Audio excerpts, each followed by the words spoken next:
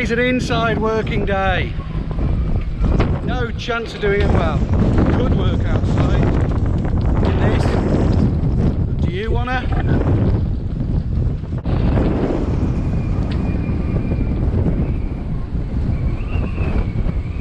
Yes, today is an inside working day. We've come down to the boat. It's blowing a gale, and I mean that. 28 knots consistent, 28, 30 knots consistent, and 45 knots in the gusts. So not working outside. Could do, don't want to. So going to work inside, and what I'm going to start doing now the back end is all painted out, I'm going to start off by attaching the wooden laths to the stringers so that we can get the insulation in, so we can get the back end clad, and I'm going to start welding in some angle iron to replace some of the angle iron that I chopped out. I know some of you were saying, oh, you've chopped out all that angle iron, isn't that going to reduce the strength? Not really, because of the way the boat's built, it doesn't need it, but it will add to the rigidity, that's for sure, and it will provide a base for the bed and anything else that goes in the aft end there. Okay, so the first thing I've got to do is weld in the angle irons that I was talking about to support the bed and kind of beef up the structure. If you're wondering about the cardboard, I've just chucked it down because I don't want to leave footprints all over my nice white paint. So I'll be doing another coat of paint as well under here once everything's constructed, so it's going to get several coats. So I'm just going to have all this is going to be insulated, and then it's going to be covered in tongue and groove. So all of these kind of sharp corners people have commented on before, that's not even going to be there. It's all going to be lovely, nice stuff. So I'm thinking to begin with, I want to put a vertical here probably. Let's go and get some angle iron and see what I can come up with. Hang on, you're in the way. You're in the way, people. I'll have to move you. There you go. I've got to allow access to this here. I'll have a vertical in here somewhere like this. The board will be quite low, and then there'll be a big thick piece of foam mattress with the taper on.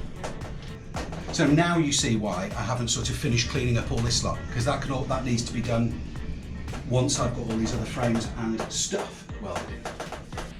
If you're wondering, by the way, how I'm going to get the bed base level with the floor and the vertical's vertical, I can't use a spirit level. The spirit level on a boat is a silly thing. I have got here a digital inclinometer which allows me to take a measurement of the angle of the floor, which of course is not horizontal, and it is at 3.95 degrees. And then I can take a measurement of this and I can go, oh, that piece of bar is at 4.75 degrees. So when I come to weld this in, I can make that exactly the same as the floor.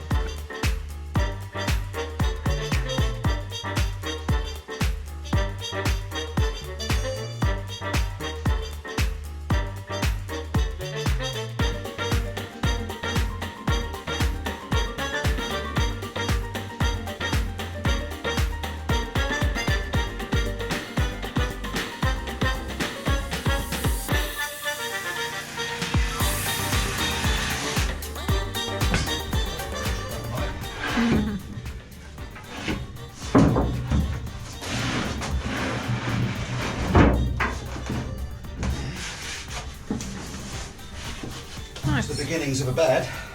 Yeah. So this bed is 6'6" along this side and 5 foot along that side. 5'6", 5'8" in the middle. So if you are a extremely tall person, you can sleep like this, and you've got huge amount of headroom. And even like that, that's fine, absolutely fine. And then if you really wanted to, we were just discussing this, you could put an infill here. But what I like about this, you've got room to swing your legs round under the cockpit floor, and you've got room to sit and put your feet here. If I had carried the bed on all the way to there, then the only place to stand would be there. And I just think it'd be nice for Jack to have a little cupboard here and a desk, and he can sit on the end of his bed with a desk here and a little screen if he wants it, if we let, you know, not a big fan of screens, but kids like a PlayStation every now and then, don't they? So He's not having a PlayStation in his bedroom. there you go, Melissa has spoken.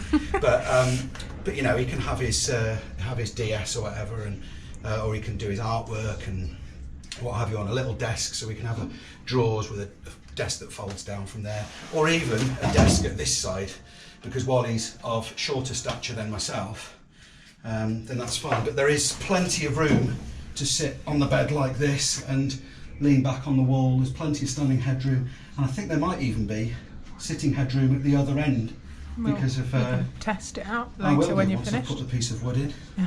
Right, another piece of wood, please. Makes it look really big when you're sat like that.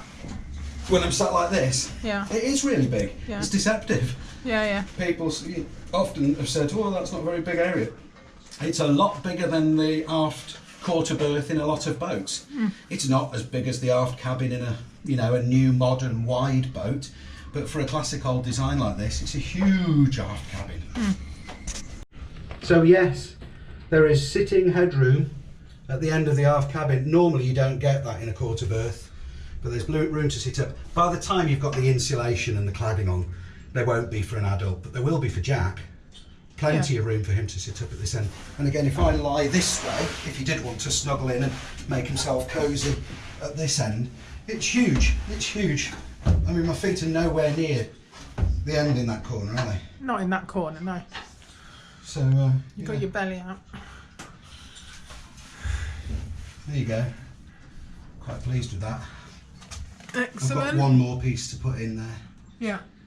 but that's the basic layout. Well, it's not even a layout, it's just a piece of wood on some angle iron.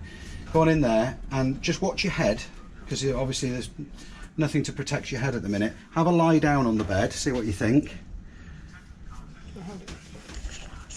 It's still sturdy. Yeah, it's very sturdy. So you could sleep with your feet at that end.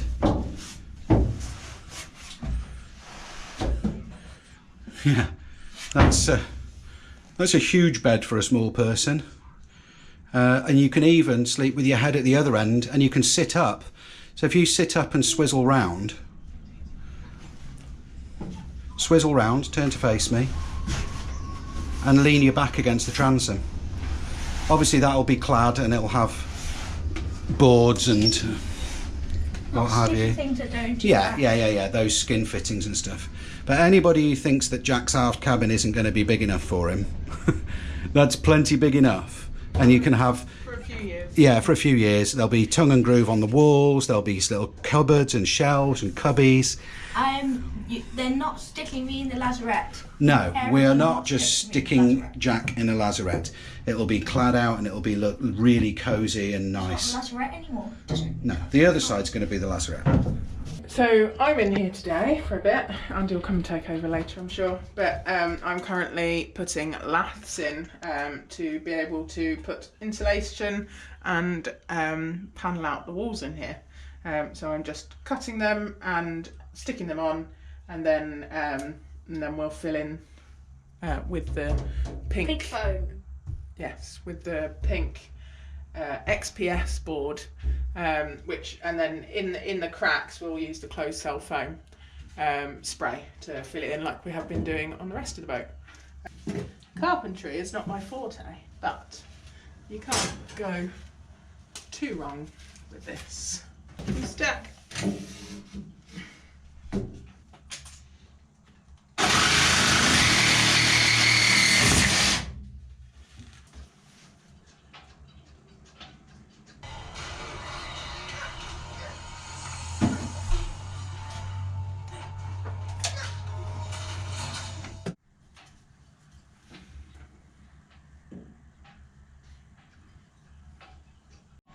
So I have just managed to break the last jigsaw blade, so I'm resorting to a handsaw.